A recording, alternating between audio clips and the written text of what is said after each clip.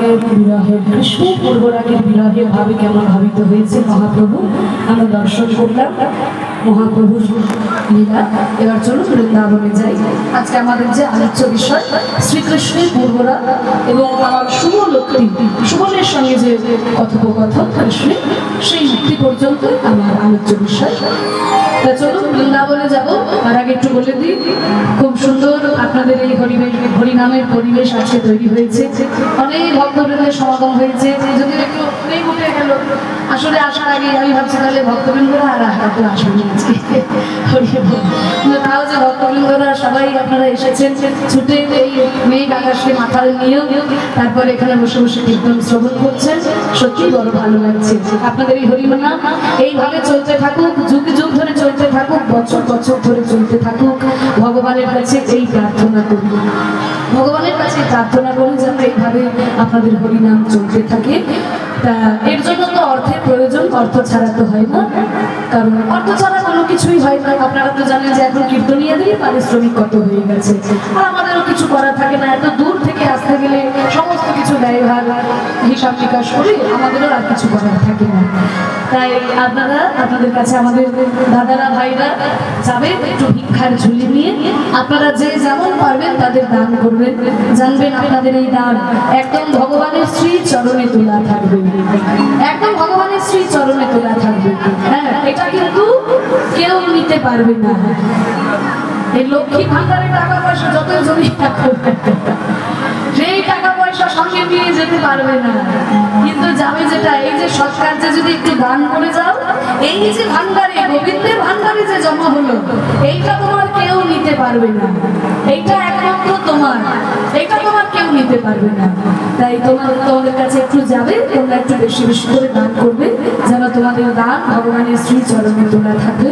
আর তুমি যদি 100 টাকা গোবিন্দের উদ্দেশ্যে খরচা করো, আমি গ্যারান্টি দিয়ে বলছি ভগবান 200 টাকা করে তোমাকে ফিরিয়ে দেবে। কারণ এটা আমার কথা নয়, ওই যে ভগবান গীতার পাতায় নিজেই বলে দিয়েছে যে আমাকে যেমন ভাবে ভজনা করে আমি তাকে ঠিক তেমন ভাবেই ফিরিয়ে দিই, দরকার হলে আরো বেশি বেশি করে ফিরিয়ে দিই। 100 টাকা যদি আপনি খরচা করেন 100 টাকা তো আপনি পাবেন, ওটা আপনার পাওনা, কিন্তু ভগবানের তরফ থেকে আরো উপরে কিছু পেয়ে যাবেন, যেটা টাকা পয়সা ধন সম্পত্তির থেকে অনেক বড় কিছু।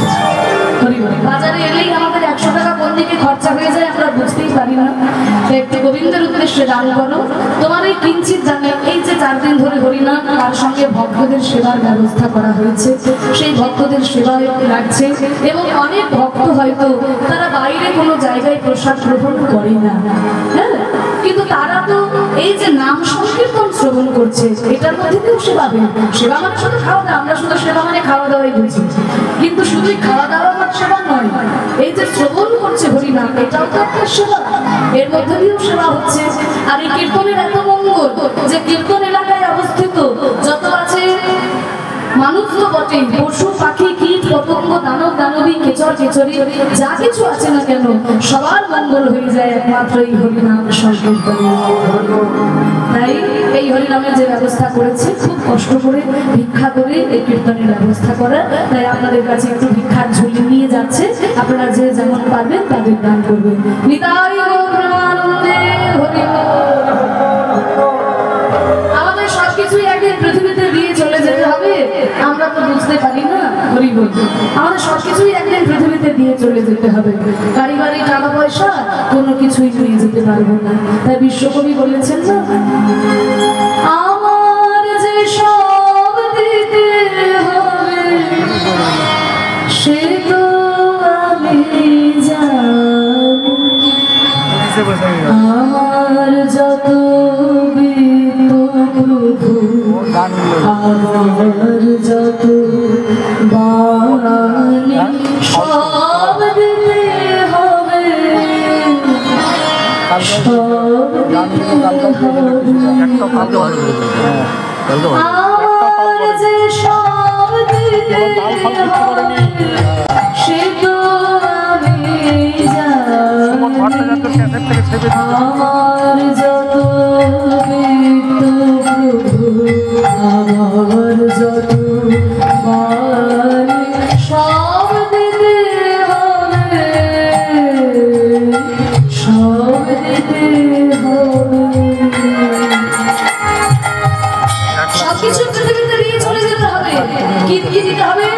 গাড়ি বাড়ি টাকা পয়সা ধন সম্পদ তা নয়, আমার চোখের আমার কানের সোনা, আমার হাতের বিপুল সেবা, আমার সব দিতে সব দিতে হবে। আমার চোখের চেয়ে দেখা, এই যে চোখে দেখছি, এই দেখাটা পর্যন্ত নিয়ে যেতে পারবো না। কানে শোনা, শোনা মানে গহনা নয়, কানে যে শুনছি এই শোনাটা নিয়ে যেতে পারবো, দেখাটাও নিয়ে যেতে পারবো না, শোনাটাও নিয়ে যেতে পারবো না। আমার হাতের নিপুণ সেবা, আমার আনা গোনা, এই কোনো কিছুই নিয়ে যেতে পারবো না, এই পৃথিবীতে দিয়ে চলে যেতে হবে। আমার চোখের চেয়ে দেখা, আমার কানের শোনা, আমার হাতের বিপুল সেবা, আমার সব দিতে হবে, সব দিতে হবে।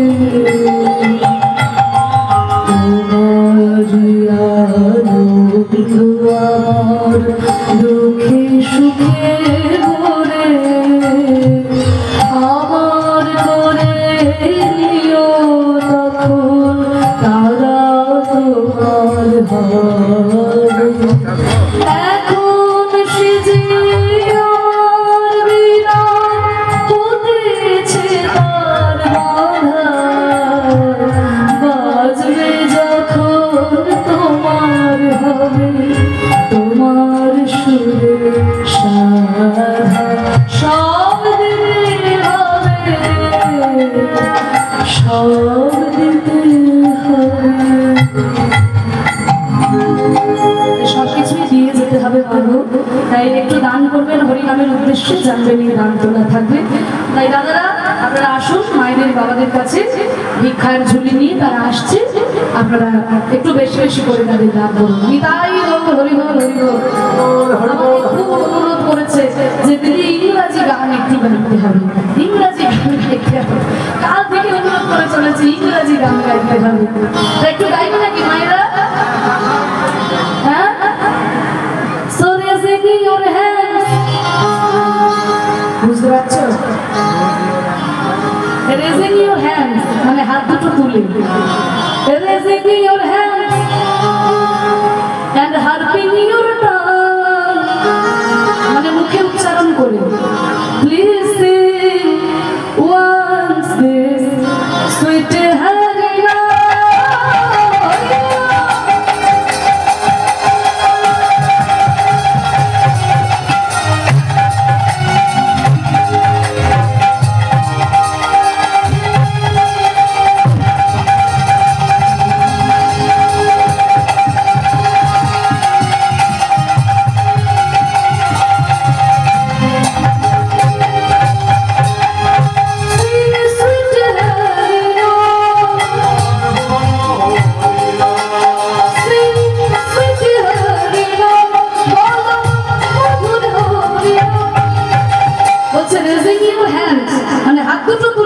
And harping your tongue মানে মুখে উচ্চারণ করে, প্লিজ সিং তোমরা গাও দয়া করে, সুইট হরিনাম, এই মধুর হরিনাম, সিং সুইট হরিনাম, মধুর হরিনাম,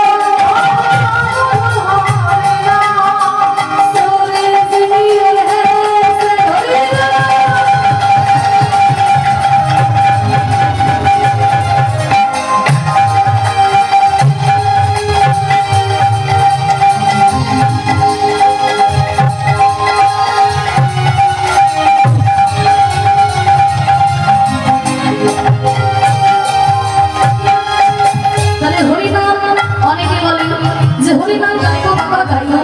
এত বলতে হবে না, এখন আমার অনেক সময় আছে, অনেক সময় আছে, এই আমার জীবন শুরু হলো, 80 বছর বয়স হলে তারপরে হরিনাম, এখন থেকে কি হরিনাম করবো? তা বলছে শোনো, don't think yourself you are always free, you are a guest of this world for days 2 or 3, don't think yourself you are always free, তুমি ভেবে নিও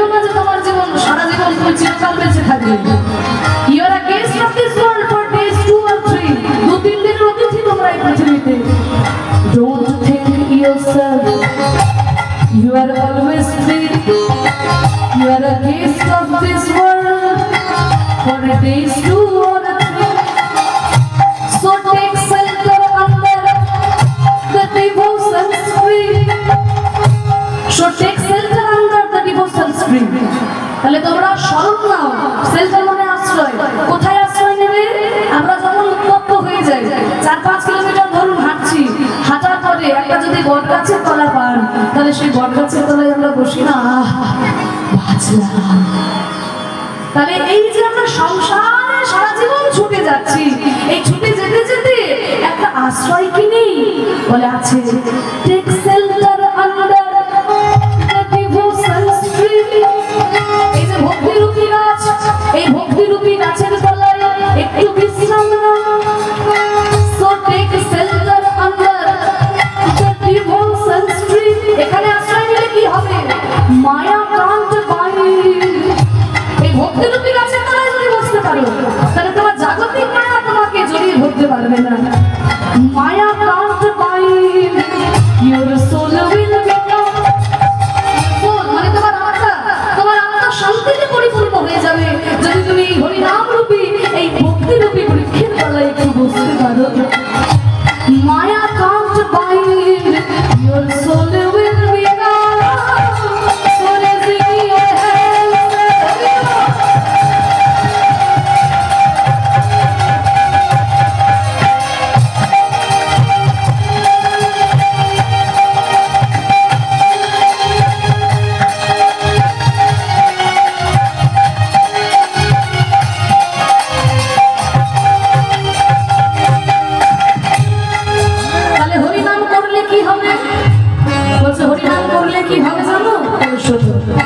Harinam gives you love's ambrosia, and Harinam takes you to golden area, and Harinam gives you the divine idea.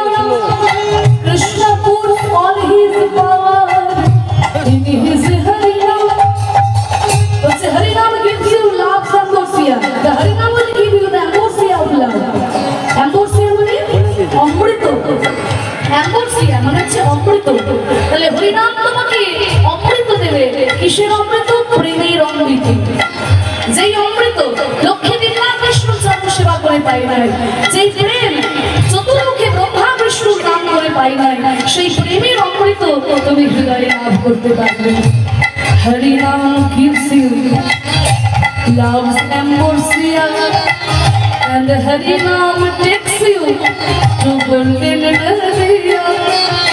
এই হরিনামে তোমাকে নিয়ে যাবে সেই সোনার নদিয়ায়।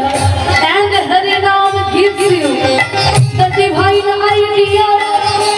এবং এই হরিনাম তোমাকে জানাবে Krishna puts all his power in his Harinam. ভগবান তার সমস্ত শক্তি তার এই নামের মধ্যে দিয়ে রেখেছে। তাহলে নাম করলেই তুমি নামকে পেয়ে যাবে। Krishna puts all his power in his Harinam.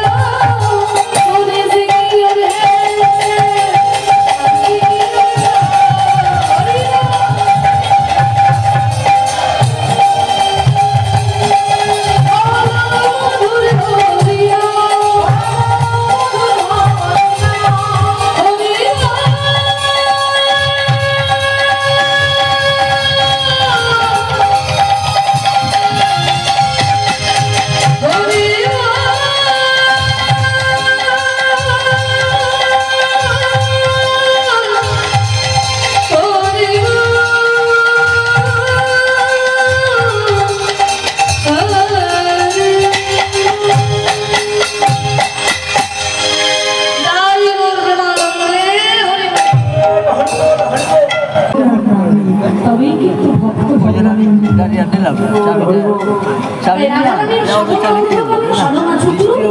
গোবিন্দের করুণা নামবে। ভক্ত যেমন ভগবানের জন্য যখন ব্যাকুল হয়, তখন ভগবান কি ভক্তের জন্য ব্যাকুল না হয়ে পারে? তা দেখুন আজকে গোবিন্দের পূর্বরা, কৃষ্ণের পূর্বরা আমরা আস্বাদন করবো। একটু জেনে যে পূর্বরা কাকে বলে। পূর্বরা কাকে বলে? উজ্জ্বল নীলমণি গ্রন্থে রূপ গোস্বামী পাঠ লিখেছেন, হৃদয়ে যা সঙ্গমা পূর্বং দর্শনম শ্রবণাদি জন ত্রয়োরূপ মিলিতং প্রাগিনী পূর্বরাগ সাউচ্যতে। এবার যেহেতু সংস্কৃত শ্লোক একটু উল্টো দিক থেকে আমাদের ব্যাখ্যাটা বুঝতে হবে। প্রাজ্ঞ মানে বিজ্ঞ ব্যক্তিগণ বা পণ্ডিতগণ, পূর্বরাগ সাউচ্যতে। পূর্বরাগ বলেছেন কাকে? হৃদয়ের যা সঙ্গমা পূর্বং। সঙ্গমা পূর্বং মানে মিলনের আগে যে রতির উৎপন্ন হয়। দর্শনম শ্রবণাদি যায়। দর্শন এবং শ্রবণ দ্বারা যে দর্শন ও শ্রবণ শুধু নয়, আরো অনেক কিছু থাকতেও পারে, ওই জন্য শ্রবণ আদি বলে দিল। দর্শন ও শ্রবণ আদি যায়, দর্শন ও শ্রবণ আদি দ্বারা যে প্রেমের উৎপন্ন হয়, যে রতির উৎপন্ন হয় মিলনের আগে, তাকে দয়ালু মিলিত তাদেরকে প্রাকের পূর্বরাগ সঞ্চাতে, মানে পণ্ডিতগণ পূর্বরাগ বলে আখ্যা দিয়েছে। তাহলে পূর্বরাগ কিন্তু মিলনের আগের ভালোবাসা। রাগ মানে কি? ও মায়েরা, রাগ মানে কি? রাগ করো তো নাকি? হ্যাঁ, কিন্তু এখানে মানে মায়েরা রাগ করতে ভালোই পারে, কিন্তু আমরা রাগ বলতে বুঝি অভিমান। কিন্তু এখানে রাগ মানে অভিমান নয়, এখানে রাগ মানে হচ্ছে ভালোবাসা। এখানে রাগ মানে হলো ভালোবাসা। পূর্ব মানে আগের, মানে আগের ভালোবাসা, মানে মিলনের আগের ভালোবাসা। আর অনুরাগ, অনু মানে পরে, যেমন পূর্বজ, আবার অনুজ, পূর্বজ মানে আগে, অনুজ মানে পরে। ঠিক তেমনি পূর্বরাগ মানে মিলনের আগের ভালোবাসা, আর অনুরাগ মানে মিলনের পরের ভালোবাসা। যখন মিলন হয়ে গেল তখন কিন্তু আর পূর্বরাগ থাকবে না। মিলন হয়নি, তার আগে পর্যন্ত যেতে তাকে বলছে পূর্বরাগ। তা দেখুন, আজকে রাধারানী যেমন কৃষ্ণের রূপ দেখে, কৃষ্ণের গুণ শ্রবণ করে, কৃষ্ণের বাঁশি শুনে গোবিন্দের প্রতি আকৃষ্ট হয়েছেন এবং তাকে ভালোবেসে ফেলেছে। আর তার যে আকুতি মিনতি পূর্বরাগে আপনারা আস্বাদন করেছেন, এইবার আমরা দর্শন করি ভগবান শ্রীকৃষ্ণের কেমন ভাবে পূর্বরাগে ভাবে ভাবিত হয়েছেন। দেখুন, এটা কিন্তু বিরহ লীলা, তাই শুধু যে নাচ গান হবে, এটা হবে, সেটা হবে, এটা কিন্তু ভেবে বসে থাকবেন না। হ্যাঁ, বলি কারণ পূর্বরাগটা হচ্ছে বিরহ। বিরহ হচ্ছে চার প্রকারের। কি? পূর্বরাগ, মান, প্রেম, বৈচিত্র্য এবং প্রবাস। এই চার প্রকারের বিরহ। পূর্বরাগের বিরহ, যে বিরহে রাধারানী ক্রন্দন করলেন আপনারা দেখলেন। এবার কৃষ্ণ কেমনভাবে কাঁদবে আমরা দেখছি। যে পূর্বরাগের বিরহ, তারপর হচ্ছে মান। মান করলেও বিরহ হয় না, মান করে তো রাধারানী কেঁদেছে। তাহলে মানের বিরহ, তাহলে পূর্বরাগের বিরহ, মানের বিরহ। পূর্বরাগ, মান, প্রেম, বৈচিত্র্য এবং প্রবাস, মানে প্রিয়তম দূরে চলে যাওয়ার পরে যে সেটা হচ্ছে প্রবাস। তাহলে এই চার প্রকারের বিরহে প্রথমেই হচ্ছে পূর্বরাগ। তো ভগবান শ্রীকৃষ্ণ কেমন ভাবে পূর্বরাগের বিভাগে বিবাহিত হয়েছে আমরা আস্বাদন করি। আজকে ভগবান সকালের সঙ্গে নিয়ে খেলা খেলতে খেলতে আর খেলা ভালো লাগে না, চুপচাপ একটা গাছের তলায়, কদম গাছের তলায় গিয়ে বসেছেন। হাতের মাসিকা পর্যন্ত হাতে নাই, মাসিকা পর্যন্ত ধুলাই লুটিয়ে পড়ে আছে। আর ওদিকে প্রাণের সখা, সুবল সখা কৃষ্ণের সামনে এসে বসে কৃষ্ণের কাছে জিজ্ঞাসা করছে, ভাই কানাই, তোর কি হলো, এমন ভাবে বসে আছিস কেন? আজকে সুবল কানাইকে জিজ্ঞাসা করছে আজকে কৃষ্ণের কি হয়েছে। তাই কত সুন্দর লিখছে দেখুন, এই পদাবলীতে বলছে, অনুক্ষণ হেরিয়ে তহি আলোচিত। এই গানটা হবে মধ্যম দশমী গানে, বড় মধ্যমে হবে, একটু আস্বাদন করব। সকালে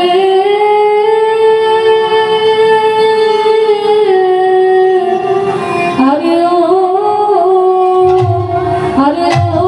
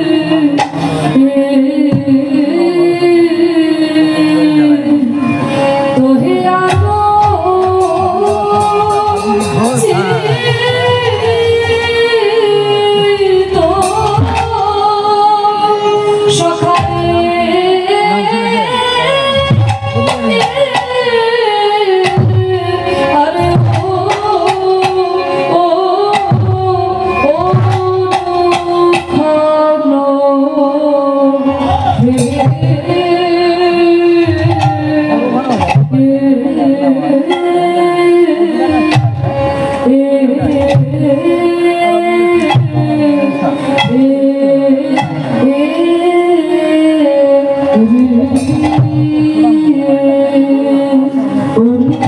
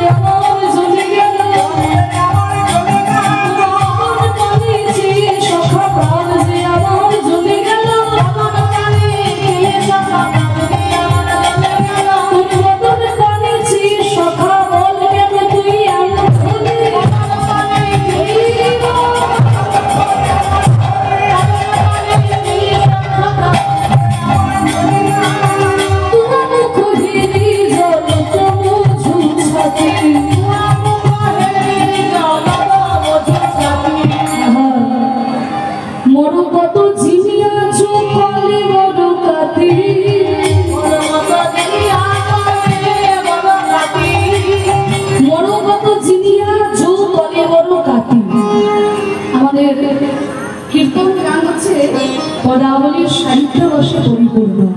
আর এই পূর্বরা মা এবং এই ধরনের ভারী লীলাগুলো যখন শোনা যায়, তাই পদাবলীর যে কত গভীরতা এইগুলোর মধ্যে দিয়ে আমরা কিন্তু একটু জানতে পারি। খুব কঠিন পদ, বুঝতে পারি না, কিন্তু যখন বুঝতে পারবেন অন্তর্নিহিত অর্থটা, এর যে কি রস, তখন আস্বাদন করতে পারবেন। বলছে মর কত জিনিয়া চো কলে বড় কাটি। কিছু মানে বুঝতে পারছো? কিছুই মানে বোঝা যাচ্ছে না। এবার বলে দিলে তখন বুঝবে যে বাহ, কত সুন্দর কথাটা। মর কত মানে হচ্ছে নীলা পাথর। নীলা পাথর দেখেছো? জ্যোতিষীরা দেখবে অনেককে দেয় নীলা পাথর ধারণ করে, আংটিতে নীলা পাথর করার জন্য অনেককে দেয়, যাদের উপর শনির প্রকোপ বেশি থাকে না। শনির অনেক রকমের প্রকোপ থাকে, কারোর উপরে শনির ভালো প্রকোপ থাকে, কারোর উপরে শনির খারাপ প্রকোপ থাকে। শনির ভালো যদি কারোর উপরে প্রকোপ থাকে তাহলে সে কিন্তু সাধু হয়ে যায়, হ্যাঁ। আর শনি যদি খারাপ প্রকোপ থাকে তাহলে সে পাগল পর্যন্ত হয়ে যেতে পারে। মানে শনির প্রকোপ কতটা আছে, কতটা খারাপ, কতটা ভালো, সেগুলো বিচার বিবেচনা করে জ্যোতিষীরা নীলা পাথর ধারণ করতে বলে। অনেকে দেখবে নীলা পাথর আংটিতে হাতে পরে। তা ওই যে নীলা পাথর, মরকত মানে হচ্ছে নীলা পাথর। তা মরকত জিনিয়া মানে নীলা পাথর, নীল রঙের পাথরটা একদম চকচক চকচক করে, উজ্জ্বল পাথর। তা সেই পাথরটা, তার যে ছটা, তার যে জ্যোতি, তার যে সৌন্দর্য, আমার ভাই কানাইয়ের মুখখানা ওই নীলা পাথরের থেকেও সুন্দর। নীলা পাথর, তার সঙ্গে আমার ভাই কানাইয়ের মুখের তুলনা হবে না, কিন্তু আমার ভাই কানাইয়ের মুখটা তো সবাই দেখতে পাই না। যদি কোনো ভক্তকে কৃপা করে দর্শন দেয়, সে দেখতে পায় আমার ভাই কানাইয়ের মুখ। কিন্তু যারা দেখে নাই তাদেরকে বোঝানোর জন্য বলছি মরকত মানে নীলা পাথর।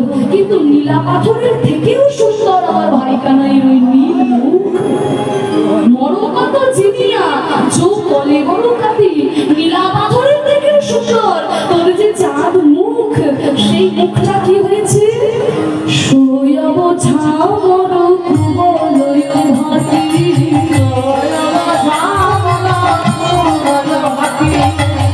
মরকত জিনিয়া চো কলে বড় কাটি, মানে বুঝে গেছো নীলা পাথরের থেকেও সুন্দর আমার ভাই কানাইয়ের মুখখানা। এটা কি হয়েছে? সয়ব ঝামর কুবলয় ভাতি। ঝামর কুবলয়, কুবলয় মানে হচ্ছে পদ্ম ফুল, শুকিয়ে যাওয়া পদ্ম ফুল। ঝামর কুবলয় মানে নীলা পাথরের থেকে উজ্জ্বল মুখটা, সেটা আমার নেতিয়ে পড়ে যাওয়া, শুকিয়ে যাওয়া পদ্ম ফুলের মতো হয়ে গেছে। ঝামর কুবলয় ভাতি। এবার ওই যে বললাম পদাবলীর কিন্তু একটু গভীরতা রয়েছে বাবা। পদাবলীতে তো অলঙ্কার যোগ করা হয়, এখানে কিন্তু ধ্বনি তত্ত্বের ব্যবহার করা হয়েছে। যে বাইরের কথা বলছে এক, কিন্তু অন্তর্নিহিত আরেক অনেক ধারণাও আমাদেরকে দিচ্ছে। যে মুখটা হয়ে গেছে ঝামর কুবলয় মানে শুকিয়ে যাওয়া পদ্ম ফুল। এবার দেখুন পদ্ম ফুল কোথায় ফোটে? পদ্ম ফুল কখন ফোটে? সূর্যের আলো যখন পড়ে তখন কিন্তু পদ্ম ফুল ফোটে। আবার যখন চাঁদের আলো উদয় হয় তখন কিন্তু পদ্ম ফুল নেতিয়ে যায়, কারণ চাঁদের আলো পদ্ম ফুল সহ্য করতে পারে না। পদ্ম ফুল সূর্যের আলোয় প্রস্ফুটিত হয়। তাহলে আমার যে ভাই কানাইয়ের মুখখানা পদ্ম ফুলের মতো, সেই পদ্ম ফুলের মতো মুখটা নেতিয়ে পড়ে গেছে, মানে ঝামরের মতো হয়ে গেছে। তাহলে কি ব্রজে কি কোনো নিষ্কলঙ্কপূর্ণ চাঁদের উদয় হয়েছে? তাই আমার ভাই কানাইয়ের মুখটা এমন শুকিয়ে যাওয়া পদ্ম ফুলের মতো হয়ে গেছে।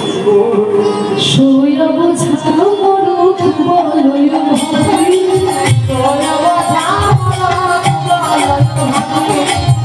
মরকত জিনিয়া চো কলে বড় কাটি,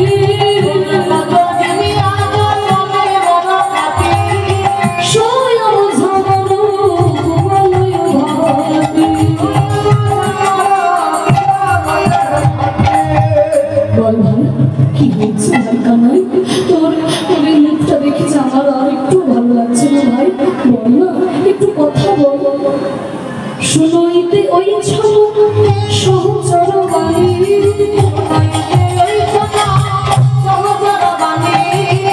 শুনইতে ওই ছলক সহচর বাণী,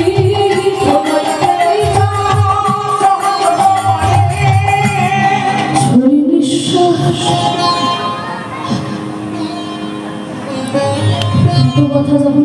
বলছে।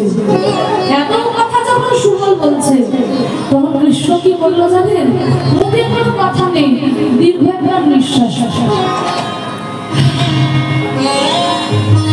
আমার কি হয়েছে আমি নিজেই জানি না, তো তোকে কি বলবো? ছড়ি নিঃশ্বাস উলোটায়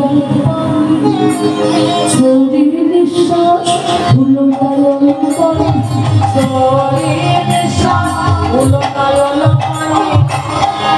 জোরে একটা নিঃশ্বাস ফেলে হাতটাকে উল্টে দিলে। এতক্ষণ হাতটা বক্ষের মাঝে ছিল, এবার বক্ষ থেকে হাতটা বাইরের দিকে এলো। হ্যাঁ, ছড়ি নিঃশ্বাস উলোটায় মানে হাত দুটোকে বুকের মধ্যে জড়িয়ে ধরেছিল, এবার হাত দুটোকে ছড়িয়ে দিলেন, উল্টে ছড়িয়ে দিলেন, উলোটায় হলো পানি। তার মানে বুঝতে পারছেন, ভক্তরা বুঝতে পারছে, তাহলে এতক্ষণ ধরে দুঃখটা হৃদয়ের মধ্যে চেপে রেখেছিল, এবার হাতটা হৃদয় থেকে সরালো, মানে এইবার নিশ্চয়ই দ্বার খুলবে। ফারাক্কা না বেরোলে আসাই যায় না। ফারাক্কা আমাদের মধ্যে 108টা গেটে কত জল ওদিকে স্টক করে রাখা হয়েছে, ড্যামের মধ্যে কত জল রাখা হয়েছে। তা বাঁধের মধ্যে যেমন জলকে ধরে রাখা হয়, আবার যখন বাঁধের দরজাগুলো খুলে দেয় তখন সব জল প্রবাহিত হয়ে যায়। তাই মনে হচ্ছে জানো, দ্বার খুলেছে গো,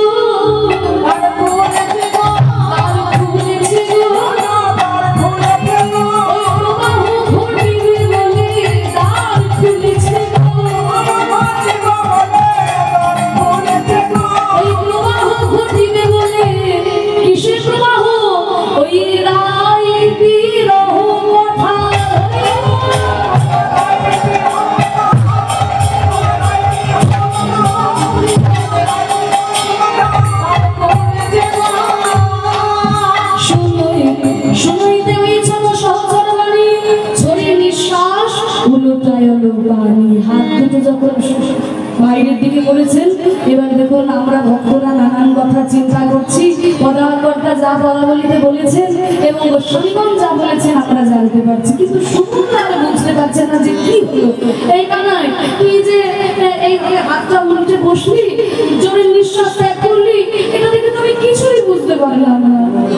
দূরে অবগাহ মরুময় অভিলাষ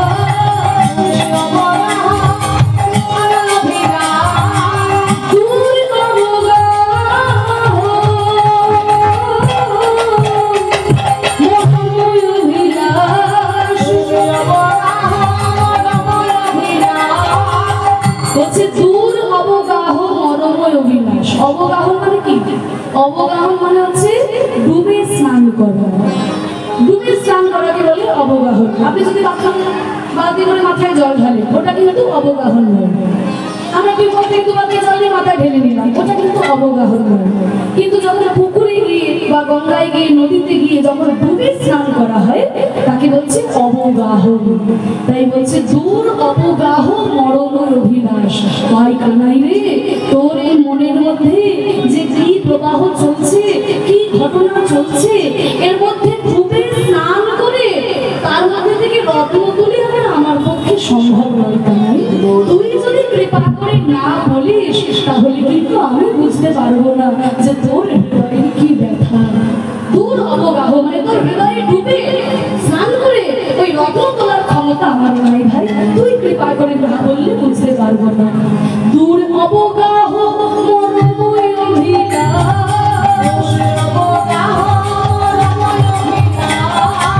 সমঝিয়া কহ ঘন শ্যামরুদাস। সমঝিয়া কহ মানে সমঝাকে বলো, হিন্দিতে বলে না আমাদের, মানে ওরা বলি তো ব্রজবুলি ভাষা, বাংলা হিন্দি উড়িয়া সব রকম মিশিয়ে রয়েছে। হিন্দিতে বলে না সমঝাকে কহো, क्या बोल रहे हो, समझाके बोलो মানে বুঝিয়ে বলো। তাই বলছে সমঝিয়া কহো মানে ভাই কানাই, তোর মনে, তোমার মনের মধ্যে যে কি বিরহ ব্যথা, তুমি যে জোরে নিঃশ্বাস ফেললে, হাত দুটো উল্টালে, ওটা দেখেই সবাই বোঝার আমার কোনো ক্ষমতা নাই ভাই। তুমি যদি কৃপা করে না বলো, তুমি যদি বুঝিয়ে না বলো, তাহলে তো আমি বুঝতে পারবো না। সমঝিয়া কহো ঘন শ্যামরুদাস, সমঝিয়া কহো ঘন দাস পদকর্তা, যিনি নরহরি চক্রবর্তী, তিনি ঘনশ্যাম দাস পদকর্তা মানে নাম নিয়ে পদাবলী রচনা করেছেন। তাহলে তোমার এই হৃদয়ের কি ব্যথা তুমি আমাকে একটু বুঝিয়ে বলো ভাই কানাই, আমি তো বুঝতে পারছি না। তোমার যে লীলা, তোমার যে কথা, আমরা সাধারণ মানুষ আমরা কি করে বুঝতে পারবো? আমরা তো তোমার লীলা বুঝতে পারি না, কোনো কিছুই আমরা বুঝতে পারি না। কি গো মায়েরা, সুবলের মতো ভক্ত যদি ভগবানের মনের কথা বুঝতে না পারে তাহলে আমরা কি করে বুঝতে পারবো? আমরা তো ভগবানকে ভালোই বাসতে পারি না। আমরা তো ভগবানকে ভালোবাসি, ওই যে বললাম না, হাজারটা জিনিস চেয়ে তারপরে ভগবানকে ডাকি। ঠাকুরের কাছে এটা দাও ওটা দাও, আমার মেয়ের যেন বিয়ে হয়ে যায়, আমার ছেলের যেন চাকরি হয়ে যায়, আমরা সব কিছু ভগবানের কাছে চাই। আরতি, আচ্ছা হরি বল, রাধা গোবিন্দের আরতি হবে, নিতাই গৌরের আরতি হবে। সবাই একটু হাত জোর করে বসুন, আমরা সবাই মিলে একটু মহামন্ত্র নাম গাই, তারপরে একটু মহামন্ত্র নাম গাই সবাই মিলে, তারপরে আবার আমরা আস্বাদন করবো। নিতাই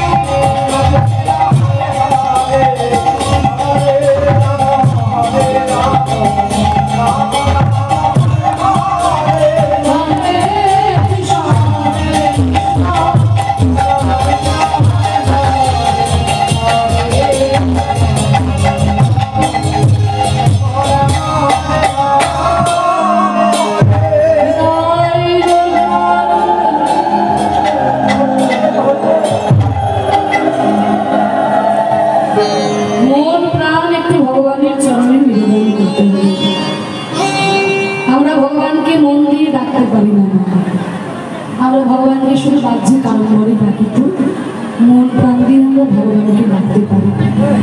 রাধারানী কত রকম ভাবে ভগবানকে ডেকেছেন যে ভগবান আজকে তার চিত্তে এত অস্থির হয়েছে। তাহলে রাধারানী ভগবানকে ডাকছেন, কৃষ্ণগুলি কাঁদছেন, ভগবানের চিত্ত অস্থির হল। কিন্তু আমরা যখন ভগবানকে ডাকি আমাদের ডাক ভগবানের কান পর্যন্ত পৌঁছায় না, তাই না? কেন আমাদের ডাক ভগবানের কান পর্যন্ত যায় না? কেন? কারণ আমরা যখন ভগবানকে ডাকি হাজারটা জিনিস চেয়ে তারপরে ভগবানকে ডাকি, হাজারটা জিনিস চেয়ে তারপরে ভগবানকে ডাকি। অনেকে মনে করে যে কীর্তনীয়রা আসে আর আমাদেরকে শুধু কৃষ্ণ ভজনা করো, কৃষ্ণ বলো, হরিবল বলো, এই সব বলবো, পয়সা পাবে, যা খুশি তাই বুঝিয়ে দিয়ে চলে যায়। আরে বাবা, পৃথিবীতে তো কত কোটি কোটি মানুষ কৃষ্ণকে ডাকে না, কৃষ্ণকে ভজনা করে না, তারা কি সুখী নয়? যারা কৃষ্ণকে ডাকে না, যারা কৃষ্ণকে ভজনা করে না, তারা কি সুখী নয়? কত মানুষরা কৃষ্ণকে ডাকে? আমাদের পৃথিবীতে এত কোটি কোটি মানুষ আছে, কত কোটি মানুষ কৃষ্ণকে চেনে? শুধু কয়েকজন ভারতবর্ষের কৃষ্ণকে চেনে। যারা কৃষ্ণকে ডাকে না, কৃষ্ণকে ভালোবাসে না, তারা কি সুখী নয়? তাই কীর্তনিয়ার আমাদের কাছে যা খুশি তাই বলে দিয়ে চলে যায়, বলে শোনো সবাই তো ভগবানকে ডাকে না। এই পৃথিবীতে 4 রকমের মানুষ আছে যারা ভগবানকে ডাকে। তারা চতুর্বেদা ভজন্তে মা জানা সুপ্রতি অর্জুন। ভগবান নিজে গীতার পাতায় অর্জুনকে বলেছেন, শোনো অর্জুন, এই পৃথিবীতে 4 রকমের ভক্ত আছে যারা আমায় ডাকে। তারা আর্থ জিজ্ঞাসু অর্থাৎ জ্ঞানী ভরতবর্ষী। যারা ব্যথা পায় তারা আমায় ডাকে, দেহের ব্যথা মনের ব্যথা যারা পায় তারা আমাকে ডাকে। জিজ্ঞাসু যারা তত্ত্ব জানতে চায় তারা আমাকে ডাকে, অর্থাৎ যারা টাকা পয়সা ধন সম্পত্তি চায় তারা আমাকে ডাকে। আর জ্ঞানী ভক্ত যারা তারা আমাকে ডাকে। অমনি অর্জুন ধরেছে, কৃষ্ণ এই যে 4 রকমের ভক্ত তোমাকে ডাকে বলছো, এই 4 রকমের ভক্তের মধ্যে কোন ভক্ত তোমার প্রিয়? তখন কৃষ্ণ বলছেন, শোনো অর্জুন, এই 4 রকমের ভক্তের মধ্যে জ্ঞানী ভক্ত আমার সব থেকে প্রিয়। সর্বনাশ, তাহলে তোমাকে আমরা কেউ প্রিয় নই। আমরা যারা কীর্তন শুনছি, আমরা কীর্তন গাইছি, আমরা কি জ্ঞানী হতে পেরেছি? তাহলে জ্ঞানী ভক্ত আর কামী ভক্তের মধ্যে পার্থক্য কি? জ্ঞানী ভক্ত আর কামী ভক্তের মধ্যে পার্থক্য হলো এই যে এই যে প্রথম 3 রকমের ভক্ত, এরা ভগবানের কাছে চেয়ে চেয়ে ডাকে। কারা? জিজ্ঞাসু অর্থাৎ জ্ঞানী হয়ে পড়ে শোনে। যারা ব্যথা পায় তারা ভগবানকে ডাকে, কিন্তু ব্যথাটা যখন সেরে গেল আর ভগবানকে মনে থাকে। অর্থাৎ যারা টাকা পয়সা ধন সম্পত্তি চায় তারা ভগবানকে ডাকে, যখন ধন সম্পত্তি পেয়ে গেল আর ভগবানকে দরকার নেই। আর যারা তত্ত্ব জানার জন্য জিজ্ঞাসু ভগবানকে ডাকে, তত্ত্বটা জেনে গেলে ভগবানকে দরকার নেই। কিন্তু যারা জ্ঞানী ভক্ত তারা তো ভগবানের কাছে কিছু চাই না, মন প্রাণ দিয়ে ডাকে, ভালোবেসে ডাকে, তাই জ্ঞানী ভক্ত আমার প্রিয়। তাহলে আমরা কি কোনোদিন জ্ঞানী হতে পারবো না? বলে নিশ্চয়ই পারবো। কাম লাগে কৃষ্ণ ভজে, যখন কৃষ্ণ পায় রসে তখন কাম ছাড়ে দাস হইতে সে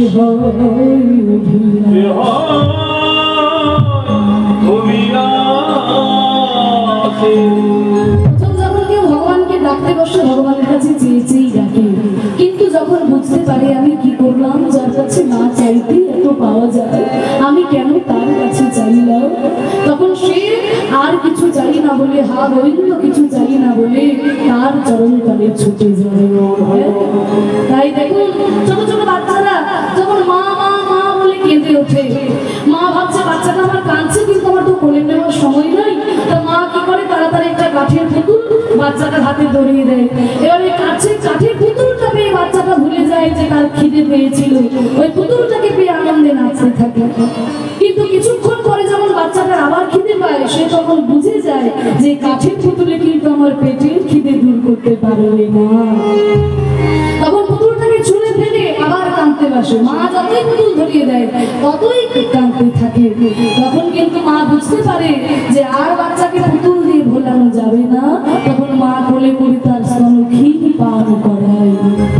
তাই মা গো মা যশোমতী বৃন্দাবনের সখাগণ, রাধারানী বৃন্দাবনের ব্রজগোপী, আর আমাদের মধ্যে পার্থক্য হলো এই যে ভক্ত প্রথম যখন কেউ ভগবানকে ডাকে ভগবানের কাছে চেয়ে চেয়েই ডাকে, আর ভগবান তাকে ভুলিয়ে ভুলিয়ে রাখে, অর্থ দেয়, ধন সম্পত্তি দেয়, টাকা পয়সা দেয়, কিন্তু সত্যিকারের ভক্ত যে বুঝতে পারে এই বিষয় কিন্তু আমার মনের খিদে মিটবে না, তখন সে সব কিছু পরিত্যাগ করে হা গোবিন্দ কিছু চাই না বলে তার চরণে ছুটে যায়। তাই মা যশোমতী বৃন্দাবনের ব্রজগোপীগণ, রাধারানী, সুবল সখা এবং আমাদের মধ্যে পার্থক্য হলো এটাই, আমরা যখন ভগবানকে ডাকি হাজারটা জিনিস চেয়ে তারপরে ডাকি। আমরা ভগবানকে সবকিছুই দিতে পারি মাগো, শুধু আমাদের মন আমরা ভগবানকে দিতে পারি না। মনটা ভগবানকে কেমন করে দেব? মনটা তো আমরা সংসারে দিয়ে বসে আছি, কিন্তু মাগো আমরা সংসারে যাদের মন প্রাণ দিলাম এই সংসারে কিন্তু কেউ আমাদের আপন নয়। সবাই কিন্তু একটা স্বার্থ নিয়ে বসে আছে। যতদিন অর্থ উপার্জন করতে পারবেন বাবা সংসারে সবাই আপনাকে ভালোবাসবে, যতদিন পরিশ্রম করতে পারবে না সংসারে সবাই তোমাকে ভালোবাসবে, কিন্তু যখন জড়াই শরীর জরাজীর্ণ হয়ে যাবে কেউ আর ডেকে জিজ্ঞাসা করবে না মা কেমন আছো, বাবা কেমন আছো। ভেবে দেখ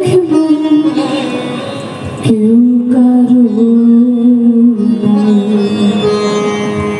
মিছে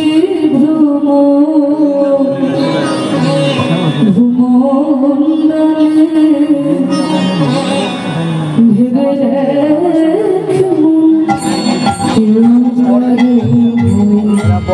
মিছে